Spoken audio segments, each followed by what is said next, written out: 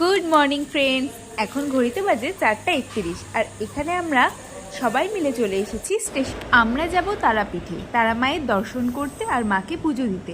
আর এদিকে দেখো, তোমাদের সাথে কথা বলতে বলতেই ট্রেন চলে এসেছে, কাঞ্চনজঙ্ঘা এক্সপ্রেস। তো ট্রেনে আর আমার মাকে দেখো এখানে জানলার সাইডে কিভাবে বসে আছে, দেখেছো? আর আমি বসে বসে অপেক্ষা করছি কতক্ষণে পৌঁছবো রামপুরহাট।